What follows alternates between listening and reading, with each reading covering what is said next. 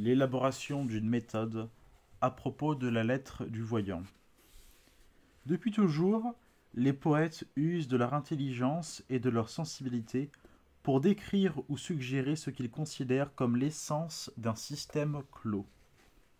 Ils versent des pleurs sur eux-mêmes, attachent des rubans aux gerbes des saisons et dérobent aux femmes leurs bâtons de rouge afin de se dessiner sur la poitrine une plaie émouvante et commode. Pour eux, l'art est de polir joliment une phrase et de tourner avec grâce autour des mystères. L'enthousiasme leur paraît du dernier commun, et ils ne souffrent la passion que dans un cas strictement défini. Tout problème métaphysique leur est une manière de scandale. Ils sont passés à l'état d'amuseurs publics et semblent s'accommoder fort de cette fonction. On les étonnerait grandement en leur parlant du pouvoir de la poésie et en leur annonçant qu'il n'y a de poésie que du général. Ils ne réfléchissent pas que persona veut dire masque. Et la dissemblance de leur visage et de leurs réactions est pour eux le meilleur signe que tout individu constitue un univers parfaitement fermé, une personnalité. Nul effort de dépouillement chez ces tristes chanteurs. La conception individualiste du moi est à la base de l'échec poétique éprouvé depuis 2000 ans par le monde occidental. Si les vieux imbéciles n'avaient pas trouvé du moi que la signification fausse, nous n'aurions pas balayé ces millions de squelettes qui, depuis un temps infini, ont accumulé les produits de leur intelligence borgnesse en s'en proclamant les auteurs. L'effort de révision des valeurs entrepris par Rimbaud devait aboutir à cette conclusion. La poésie d'une race est son plus pur reflet.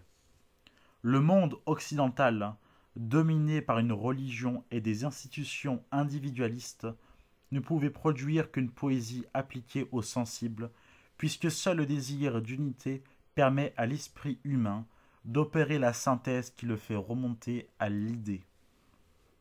Par quelle notion du moi Rimbaud prétend-il donc remplacer l'individualisme de l'Occident?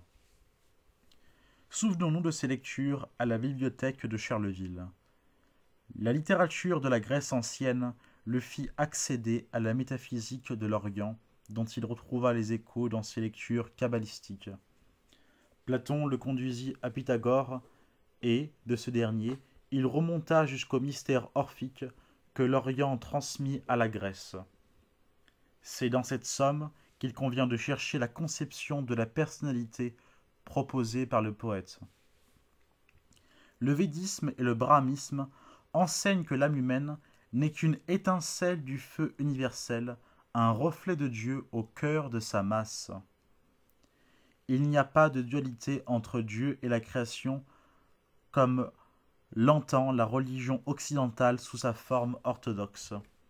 Cette dualité ne peut se concevoir, puisque si l'on admet que Dieu crée un objet en dehors de lui-même, il perd sa qualité d'absolu. Jusqu'ici, le problème que crée notre impression actuelle de personnalité reste irrésolu. Voyons s'il n'est pas quelque moyen de le vaincre. Dieu parfait est tout amour.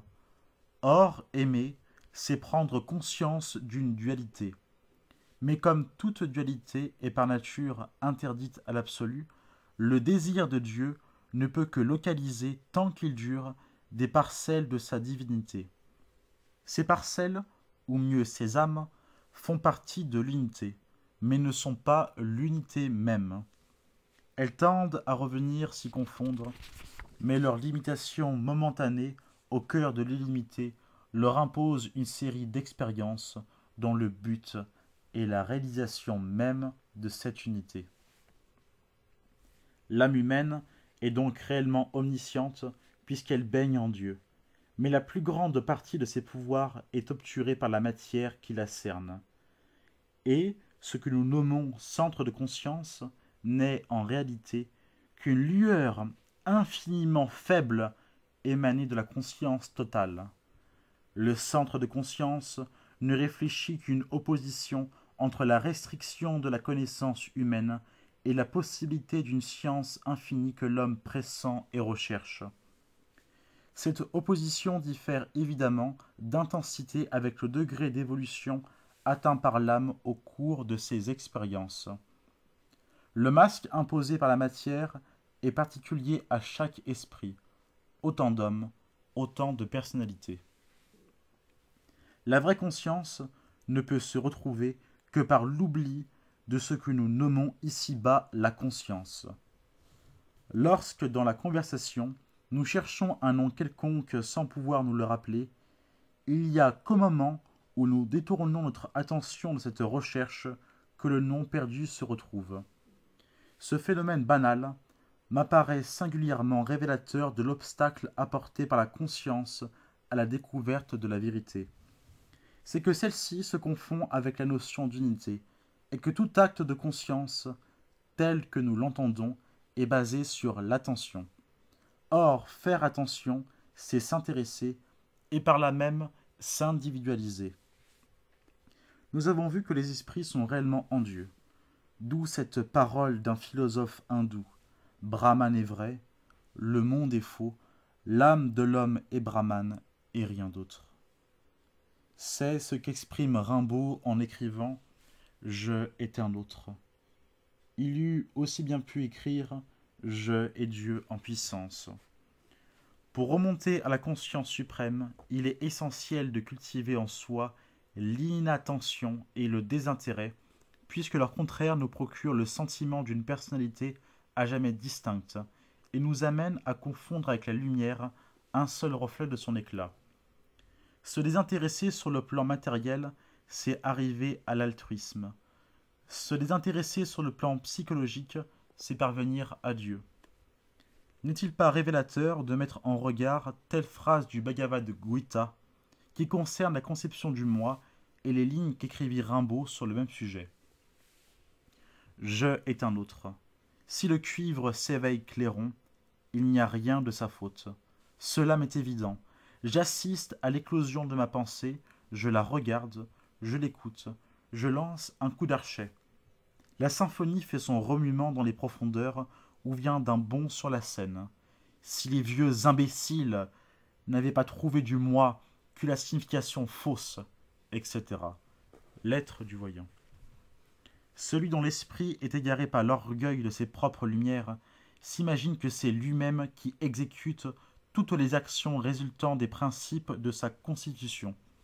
Bhagavad Gita des œuvres 3. C'est que la lettre du voyant est tout entière écrite sous le signe de la grande tradition orientale, qui parvint à travers les mystères orphiques jusqu'à la Grèce ancienne. Cette philosophie constitue la trame sur laquelle Rimbaud a tendu ses phrases. En considérer rapidement l'ampleur, c'est en même temps saisir chacune des affirmations du poète. Les livres sacrés de l'Inde s'accordent tous pour employer sans distinction la notion d'idée et celle de parole lorsqu'ils veulent nous éclairer sur la création du monde. Soit qu'ils nous montrent la conscience divine penser le monde et par conséquent le crée, soit que, d'après eux, la parole de Dieu ait engendré l'univers.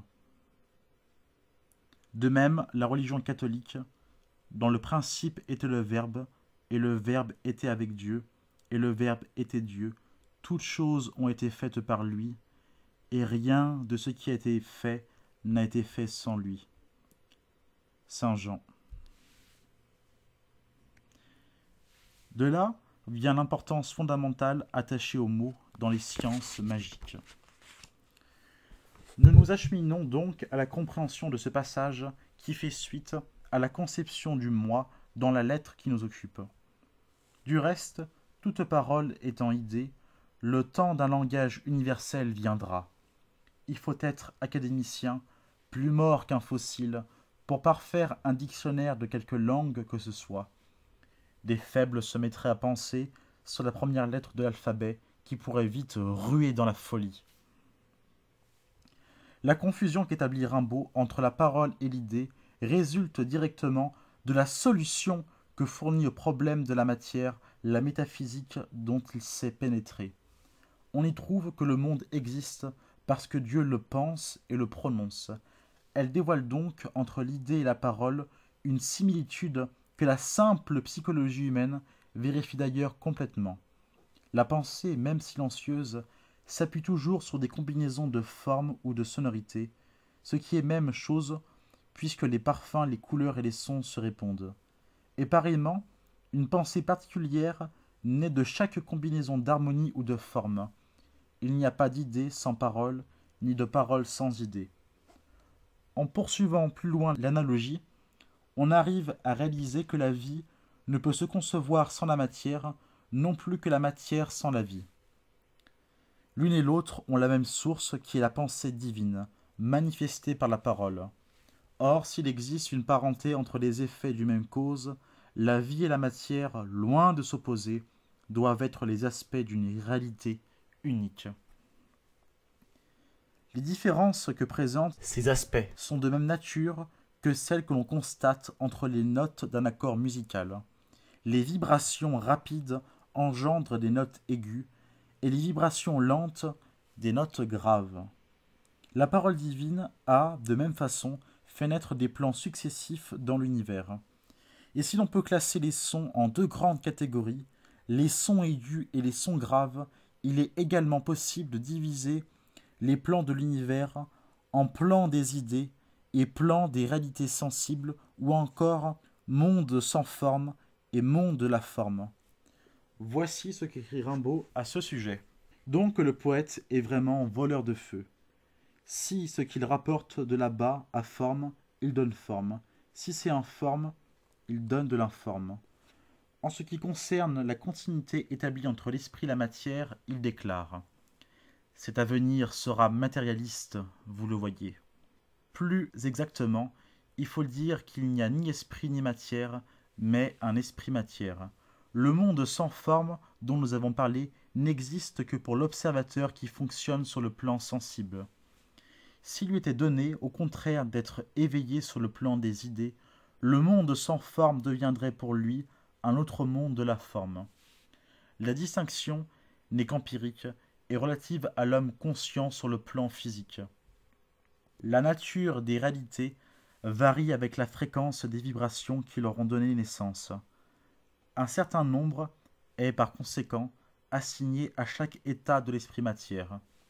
Toujours plein du nombre et de l'harmonie, écrit Rimbaud, les poèmes seront faits pour rester. L'influence pythagoricienne se fait ici nettement jour. Nous quittons l'Orient pour la Grèce, mais nous n'abandonnons pas une métaphysique pour une autre. C'est qu'en effet, s'il n'est pas historiquement établi que Pythagore fit un voyage aux Indes ou en Égypte, il n'est pas moins vrai que son enseignement est une pure adaptation de l'orphisme et par conséquent des doctrines orientales. C'est à la libération de l'élément divin par la possession définitive de l'immortalité bienheureuse que tendent l'initiation et le régime de la vie orphique. Le corps n'est pour notre âme qu'une chaîne, qu'un tombeau, qu'une prison, et du moment que le corps est l'élément impur qui emprisonne l'âme, l'homme a le devoir de s'en détacher, de s'en dégager. Notre grand devoir est de nous purifier. Mario Meunier, note au Phédon. Nous retrouvons ici la notion d'une conscience universelle à laquelle il est possible de remonter par la purification et le détachement du sensible, obtenu à travers de multiples expériences. En un mot, toute la métaphysique orientale est là. Pythagore s'attachait particulièrement à l'idée de l'esprit-matière, dissociée en choses par les vibrations qui les conditionnent, et basait spécialement son enseignement sur la science des nombres. On trouve dans le catéchisme des acoumastiques.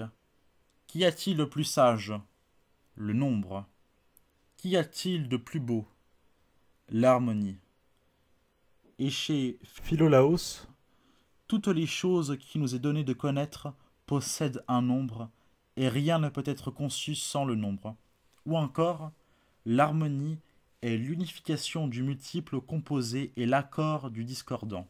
Rimbaud donc conçoit au rôle du nombre dans la poésie une importance essentiellement métaphysique et pressant des principes plus vastes aux lois de la poétique à venir que ceux de l'acoustique ou de la mémotechnie empiriquement observée. Fidèle donc à son système, il ne conçoit pas d'opposition entre l'idée et la forme, non plus qu'entre l'esprit et la matière. En attendant, demandons au poète du nouveau, idée et forme, exige-t-il. La solution qui logiquement résulte de ce système est de se détacher du sensible qui nous cache les réalités supérieures pour accéder au domaine que l'intuition pressent. Un nouveau mode de connaissance va donc naître, la voyance. Il ne s'agit point là d'une vision littéraire de la vie, comme ont semblé le comprendre jusqu'ici les commentateurs de Rimbaud, mais d'une contemplation métaphysique de l'absolu. Le poète doit être voyant. À travers Pythagore et Platon, Rimbaud accède à la méthode que les Grecs empruntèrent à l'Orient. Toute poésie antique aboutit à la poésie grecque, commence-t-il. Il achève sa lettre par cette affirmation. Ainsi je travaille à me rendre voyant.